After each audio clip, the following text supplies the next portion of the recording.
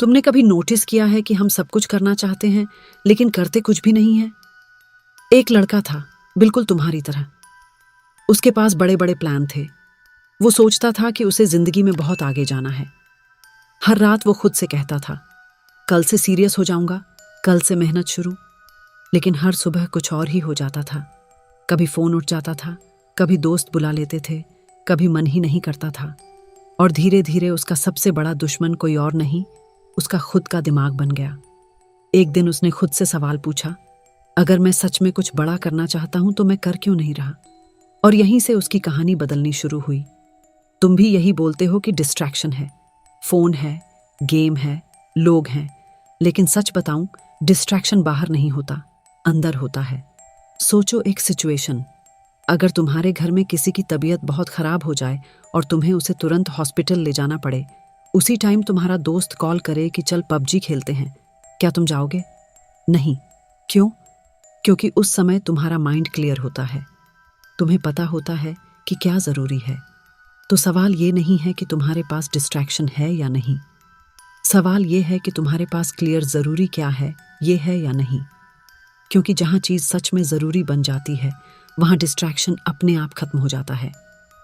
अब एक और सच सुनो, 90% टाइम कोई तुम्हें डिस्ट्रैक्ट नहीं कर रहा होता, तुम खुद को डिस्ट्रैक्ट कर रहे होते हो। तुम्हें पता होता है कि कल एग्जाम है, फिर भी तुम खुद से कहते हो चल थोड़ा रिलैक्स कर लेते हैं, पूरा दिन पढ़ लिया, और फिर वही रिलैक्स पूरा दिन खा जाता है।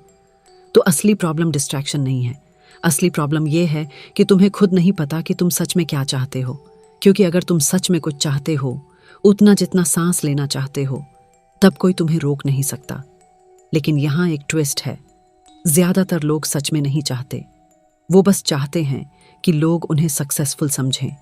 वो बस दिखाना चाहते हैं कि वो कुछ बड़ा करने वाले हैं, और दिखावे और हकीकत में जमीन आसमान का फर्क होता है। तुम स्टेज पर खड़े होकर बड़े बड़े डायलॉग बोल सकते हो, लेकिन असली टेस्ट तब होता है जब तुम अकेले कमरे में होते हो, कोई देख नहीं रहा होता, और वहीं डिसाइड होता है कि तुम सच में क्या हो। तो अब सवाल ये है, अगर डिस्ट्रैक्शन प्रॉब्लम नहीं है तो सॉल्यूशन क्या है, और क्यों कुछ लोग बिना मोटिवेशन के भी लगातार आगे बढ़ते रहते हैं? यही वो चीज़ है जो सब कुछ बदल देती है।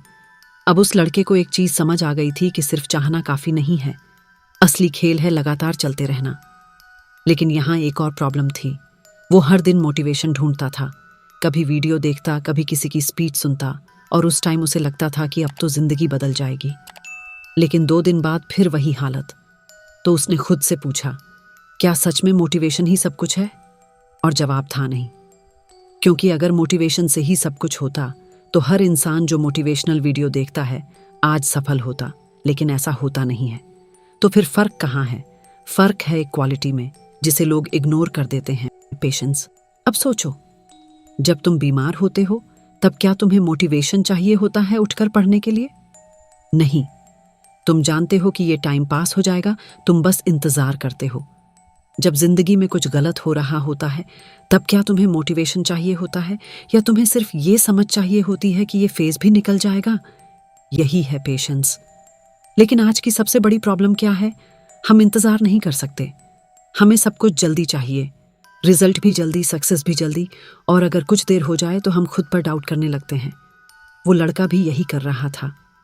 2 दिन मेहनत, फिर रिजल्ट नहीं आया, और उसने सोचा शायद ये मेरे बस की बात नहीं है, और यहीं वो बार बार हार रहा था।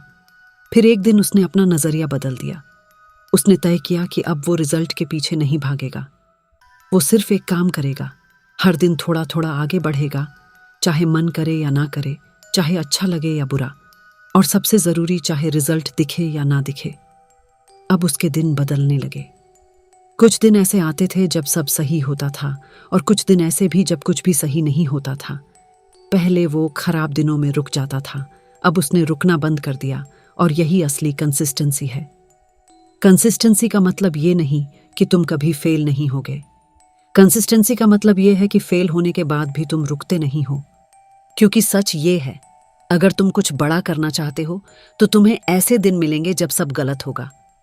तुम्हें लगेगा कि शायद ये पॉसिबल ही नहीं है, तुम्हारा मन भागेगा, तुम खुद को डाउट करोगे, और वहीं असली टेस्ट होगा।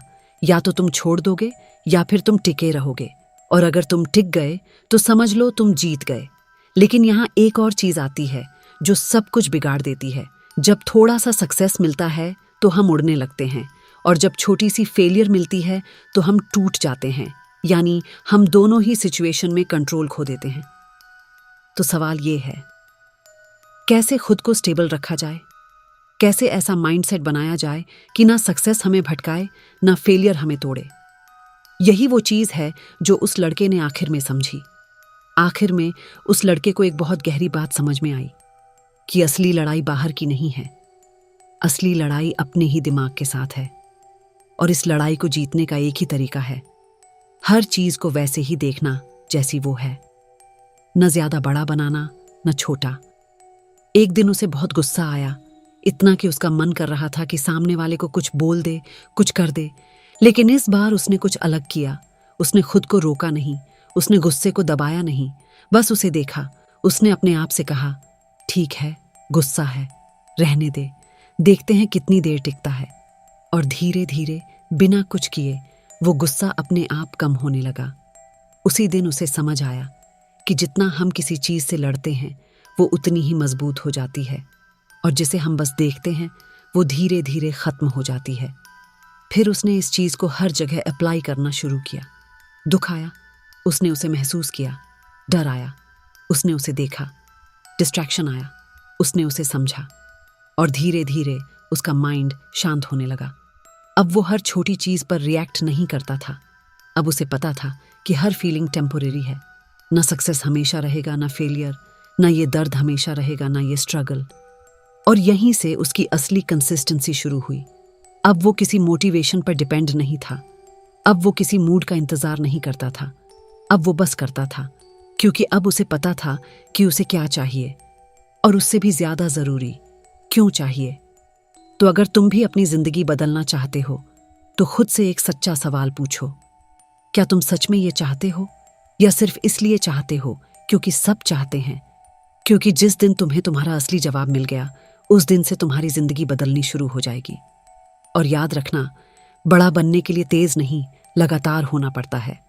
बस इतना समझ लो, बाकी रास्ता अपने आप बन जाएगा। अगर ये बात दिल तक पहुंची हो तो इसे अपने अंदर ही मत रखो। किसी एक ऐसे इंसान के साथ जरूर शेयर करो जिसे इसकी जरूरत है।